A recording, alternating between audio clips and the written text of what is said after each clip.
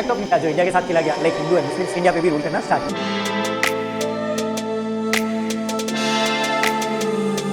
So what's up everyone, welcome back to the channel.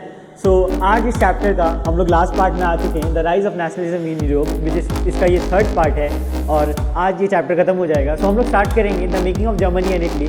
So Germany के बारे में मैंने लास्ट वीडियो में बताया था कि मिडिल क्लास लोग कॉन्स्टिट्यूशन का आइडिया लेके राजा के पास जाते हैं, पर लेकिन राजा उसे मना कर देता है और उन्हें सप्रेस कर देता है और वो मूवमेंट फेल हो जाता है। पर लेकिन क्या मिडिल क्लास लोग वहाँ रुकते हैं? नहीं, वो लोग नहीं रुकते। तो वो लोग जाते हैं लैंडलॉर्ड के पास, जिन्हें जमकर सब प्रूसिया भी कहा जाता है, और वो उनको मूवमेंट के लिए बोलते हैं कि इन्हें बढ़ाना है और जर्मनी को यूनिफाई करना है। तो लैंडलॉर्ड्स सारे चीफ मिनिस्टर के पास जाते हैं प्रूसिया के, जिसका नाम था ऑटोमन बिस्मार्क। वो और मिलिट्री के साथ मिलके फ्रांस, ऑस्ट्रिया एंड डेनमार्क के ऊपर अटैक कर देते। क्यों अटैक करते? क्योंकि ये सब जर्मन रीजन के ऊपर ऑक्यूपाई किए हुए थे और जर्मनी को यूनिफाई कर सके, इसलिए अटैक करते। और ये वॉर 7 ईयर्स लास्ट करता है और लास्टली प्रूसिया जीत जाता है और जर्मनी यूनिफाई हो जाता है। तो 18 जनवरी 1871 को केसर विलियम फर्स्ट जर्मनी का पहला किंग बनता है और वो फोकस करता है on modernising the currency, banking, legal and judicial system पे, ताकि कंट्री का फाउंडेशन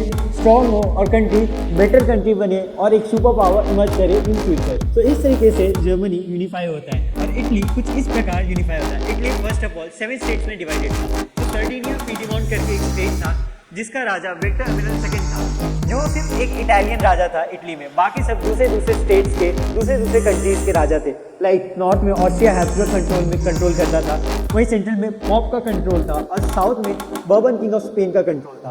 ठीक है, 1848 में विक्टर एमिनल सेकंड ठान लेता है कि अब मैं इटली को यूनिफाई करूँगा। तो वो अपने चीफ मिनिस्टर काउंट कैवोर के साथ फ्रांस के साथ मिलकर नॉर्थ में अटैक करता है ऑस्ट्रिया हैब्सबर्ग में, और 1859 में तो वो उसे अपने कंट्रोल में कर लेता है। और वहीं साउथ में वो दूसरी भी गरीब बाल्डी, जिसकी खुद की एक आर्मी थी जिसमें बहुत सारे वॉलेंटियर्स थे, वो सब मिलके साउथ में अटैक करते हैं और वो 1860 में वो वॉर जीत जाते हैं और 1861 में विक्टर एमिनल सेकंड पूरे इटली का राजा डिक्लेयर कर दिया जाता है। सो ब्रिटेन का यूनिफिकेशन कोई वॉर और रेवोल्यूशन से नहीं हुआ था, इसका प्रोसेस एक लॉन्ग ड्रॉन प्रोसेस था। ठीक है, ब्रिटेन में पहले ऐसे था कि वो 4 कंट्रीज से कनेक्टेड थी, एक वेल्स, स्कॉटलैंड, आयरलैंड। ठीक है, तो 1535 से वेल्स ब्रिटेन का पार्ट था। वेल्स 1535 से इंग्लैंड का पार्ट था। तो in 1688 English parliament seize power from the monarchy. तो पहले क्या था, जैसे हर एक कंट्रीज में मोनार्की थी, वैसे इंग्लैंड में भी मोनार्की थी, पर लेकिन 1688 के बाद इंग्लिश पार्लियामेंट के पास पावर आ गया था और मोनार्की के पास का पावर कम हो चुका था। In 1707 the United Kingdom of Britain form the act of union between England and Scotland.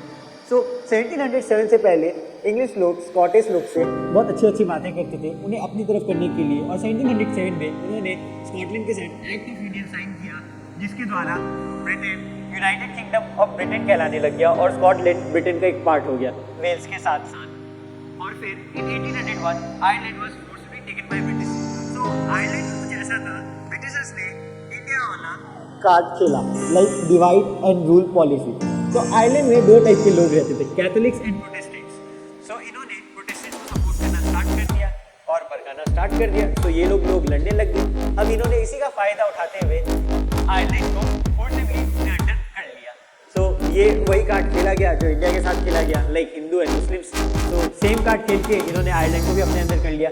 पर इसी तरीक़ा से उन्होंने एक अपना एक किंगडम स्थापित किया जिसका नाम था United Kingdom of Britain, Great Britain, sorry to be on point. तो अब इन्होंने एक कंट्री तो बना ली, पर लेकिन इनका वो इंपेरियलिज्म रुका नहीं। इंपेरियलिज्म मतलब एक टाइप से जो हो गया अपनी टेरिटरी को एक्सपैंड करना और साम्राज्यवाद, जिसे हिंदी में सिंपली कहा जाए।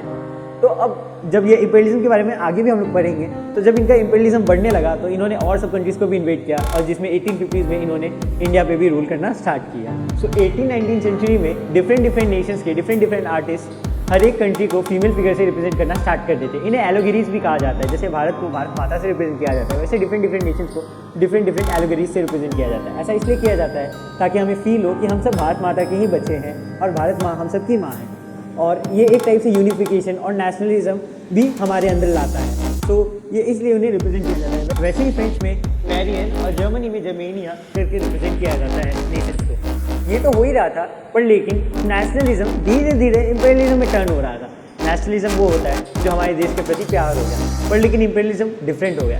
इंपीरियलिज्म एक टाइप का एग्रेसिव थिंग हो गया। इसमें होता क्या है कि हर एक नेशन अपने टेरिटरी को एक्सपैंड करना चाहता है। तो नेशनलिज्म 19वीं सेंचुरी एंड में बढ़ते जाता है और इसकी वजह से वर्ल्ड वॉर का भी केस बनता है।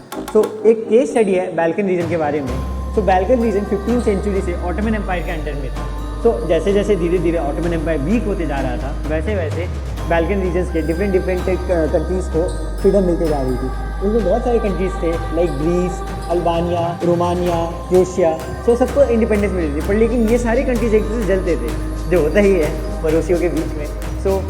ये कंट्रीज एक दूसरे से जलते थे, जिसकी वजह से इन सब के बीच में लड़ाई होना स्टार्ट हो जाता है। ये सब अपनी टेरिटरीज एक्सपैंड करना चाहते थे और इनको देख के दूसरे कंट्रीज़ को भी लालच आ जाता है, जैसे रशिया, फ्रेंच, इंग्लैंड। ये सब भी बाल्कन रीजन के लिए लड़ाई में आ जाते हैं और ये एक मेन कारण बनता है फर्स्ट वर्ल्ड वॉर का। और इसी के साथ first chapter the rise of nationalism in Europe खत्म होता है। इसी के साथ मैं आप सबसे ये कहना चाहता हूँ कि ये हमारा नया चैनल है, हमें सपोर्ट करें, लाइक करें, शेयर करें और सब्सक्राइब करें और अपने सारे स्कूल के ग्रुप्स में भेजें और बताएं कि एक नया चैनल है जो हम सबको मदद करना चाहता है। एंड द थिंग इज़, जहाँ पे आपको डाउट्स हो, ये हो, हमें ज़रूर बताएं और हम पूरी आपकी कोशिश करेंगे कि हम आपकी मदद कर सकें। और जहाँ हम इम्प्रूव कर सकते हैं वो भी बताएं, जहाँ हमें इम्प्रूव करना चाहिए, जहाँ आपको मिस्टेक्स लग रही है, हमें इम्प्रूव करना चाहिए जहाँ पे, वो भी हम करेंगे। आप हमें ज़रूर सजेशंस दें।